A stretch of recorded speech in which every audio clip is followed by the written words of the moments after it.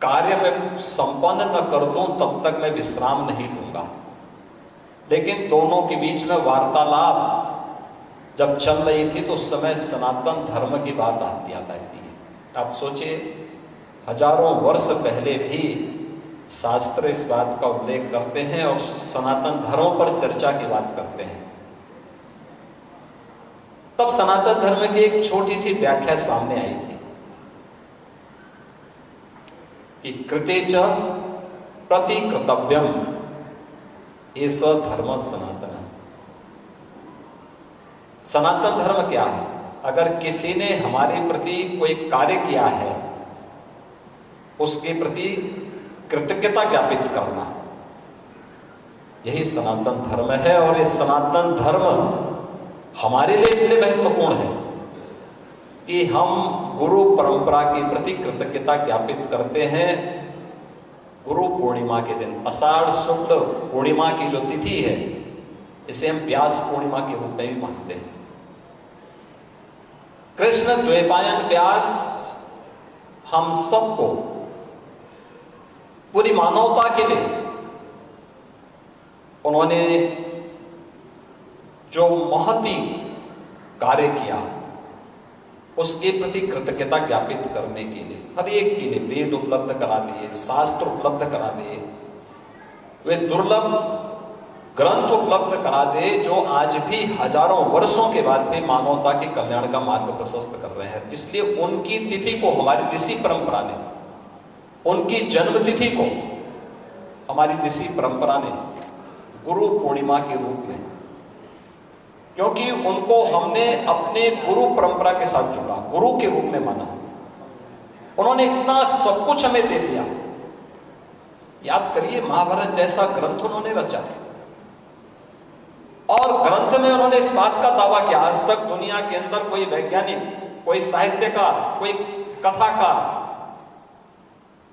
कोई भी इस प्रकार की घोषणा नहीं कर सकता कि मैं जो कुछ कह रहा हूं यही सत्य है, या मैं जो कुछ कह रहा हूं वही दुनिया के अंदर कहीं मिलेगा। या आने वाले समय के लिए भी अगर कोई व्यक्ति आज के दिन पर या उनके पहले ना उनके बाद कोई इस प्रकार का दावा नहीं कर सकता है। लेकिन अकेले भगवान वेदव्यास हैं जो इस बात की घोषणा करते हैं कि धर्म, अर्थ, काम और मोक्ष, ये जो चार मानवीय पुरुषार्थ हैं, इन चार मानवीय पुरुषार्थों से संबंधित जो कुछ भी दुनिया के किसी भी ग्रंथ में या दुनिया में जहां कहीं भी होगा वह इस महाभारत ग्रंथ में है, और जो इसमें नहीं वह दुनिया में अन्यत्र कहीं नहीं। ये केवल दावा भारत का ऋषि कर सकता है, भारत के सनातन धर्मावलंबी एक ऋषि कर सकता है, बाकी कोई नहीं कर सकता। और ये दावा महाभारत के माध्यम से महर्षि वेदव्यास ने दुनिया को दिया, क्योंकि जो कुछ भी था ये सामान्य बुद्धि से नहीं हुआ। एक बात कही जाती है कि सामान्य रूप से हम लिखते हैं, पढ़ते हैं, अपनी भौतिक चक्षु से जो कुछ देखते हैं उन्हीं का हम उल्लेख कर लेते हैं। एक होती है दिव्य दृष्टि। महाभारत में आपने इसका उल्लेख देखा होगा कि ये दिव्य दृष्टि तीन लोगों में थी। एक परमपिता परमेश्वर के रूप में साक्षात भगवान श्री कृष्ण थे, उनको एक दिव्य दृष्टि थी ही क्योंकि उन्होंने वो अर्जुन को भी उसका आभास कराया था। एक कृष्ण द्वैपायन व्यास के पास थे, भगवान वेदव्यास के पास थे, और उन्होंने वह दिव्य दृष्टि किसको दी थी? संजय को। संजय को किस बात के लिए दी थी? क्योंकि वह धृतराष्ट्र को दिखाना चाहते थे कि तुम अपने कर्मों को अपनी आंखों से देख सको।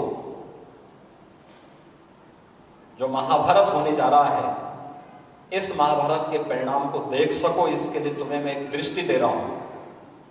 लेकिन धृतराष्ट्र की हिम्मत नहीं हुई कि वह दृष्टि दे सके। उन्होंने कहा कि मुझे अब मत दीजिए, क्योंकि मैं तो अपना पूरा समय काट चुका हूं, अब मैं नरसंहार देखने की स्थिति में नहीं हूं, इसलिए दृष्टि किसको दो?